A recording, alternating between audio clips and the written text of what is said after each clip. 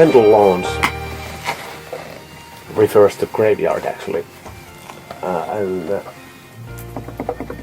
from the mouth of a child. And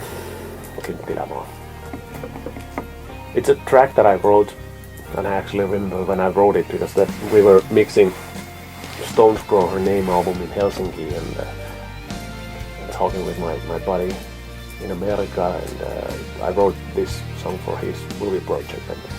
And I was not sure whether or not I want to have it on this album, but the guys thought, I think, yeah, no, it's a beautiful song, so they want to have it in. So I let them have their way, and it's a beautiful song. Why not? It deserves to be on the SONATA ARCTICA album and to be heard. But yeah. I wrote some new parts, at least the solo part. The guitar solo is completely new. It's a little bit longer than the original, and the lyrics are of course different because the movie kind of dictated the lyrical content kind of at the time. So now this movie is going to be a classic, right?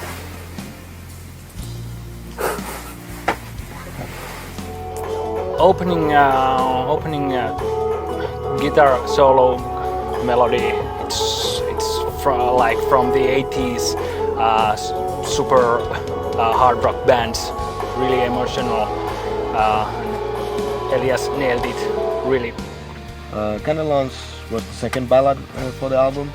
That was also a song that we heard pretty early in the process, and I think it of course turned out really well, and it sounds more traditional. It's more a traditional power ballad, and those are the kinds of things that we haven't done in a while. Candle Lawns, it's sort of classic rock song. It could be on any classic rock album. I love it. Now the moment, the song that a lot of you guys have been waiting for a long time, because I gave you an idea on my Instagram at least a long time ago that I was writing and working on this White Pearl Black Oceans Part 2 by the grace of the ocean, and I think it came out really great. I like the story because there is such things as happy endings, and I feel this one has one. White Pearl number 2. Oh my God, that's an epic song. That song is really epic. The biggest song in the album. My personal feeling is that this song is more beautiful and a little bit more mellow than the original White Pearl Black Oceans. I like the melodies a lot. It's not as aggressive. Maybe passive aggressive, I'm not sure. 10 minutes long. A lot of going on in there. We have symphony orchestra parts there created by Mikko Mustonen, as always. White Pearl Black Oceans Part 2 was something that Tony told us already a long time before we even started to think about the album, that he's working on that piece of music and he's going to write the sequel to White Pearl Black Oceans.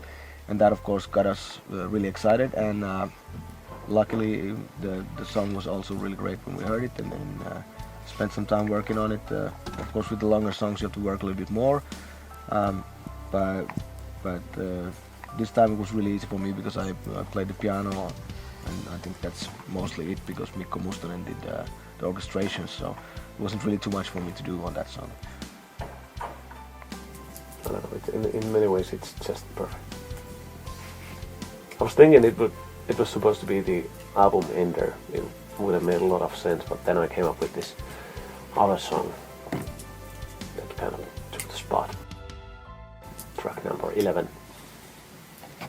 On the Fault Line. Closer to an Animal. Which in some ways is the same song as Closer to an Animal. And I was kind of wondering whether we should have this or that version of the song on the album. I really like this more mellow, moody Lana Del Rey vibe that this track has, and in this version of the song, and kind of binds together everything that we have on this album. Originally I was thinking that it wouldn't have any drums at all, but then Tommy saw a chance and he played a little bit something really small things there, and but guitars. Sorry, Elias, you don't have any. I didn't play anything. It's perfect. And in this song, I played with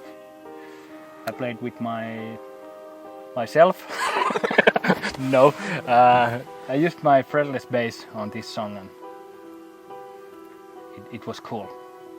On the fault line, it has some similar elements from the first songs, and thus it works like a natural closer to the album. This was the first time ever for me to record an acoustic piano on any of the Sonata Arctic albums I've been working on since I joined the band. That was it was a bit challenging to get the right feel and everything, but in the end it didn't take too long, and I think it's nice to end the album in a bit calmer way and calm down and take it easy. And I don't think we're gonna be playing this song live, but of course you never know. It's a nice album ender, I think.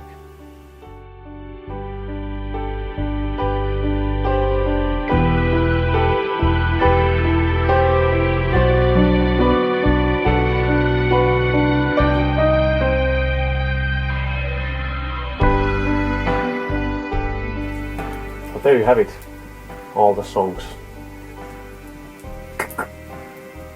What are you gonna do next? Go on tour? That's a great idea. So this album's gonna be out on October 7th. Nuclear Blast worldwide, everywhere. Also, if you're in Japan, check out Marky Yellow. It's gonna release it. The tour starts around the same time, starting from Europe. Check our website for tour dates.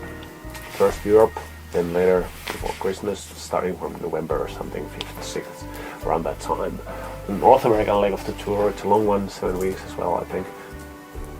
So I hope to see you all on tour. And before that, enjoy whatever is left of your summer here in Finland.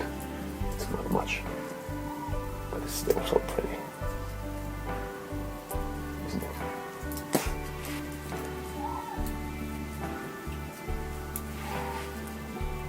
Musical inspiration. Where does it come from?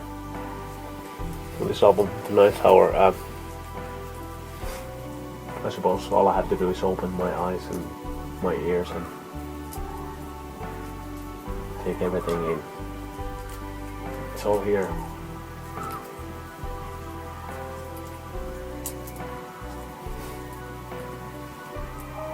And here, and here. And most definitely there.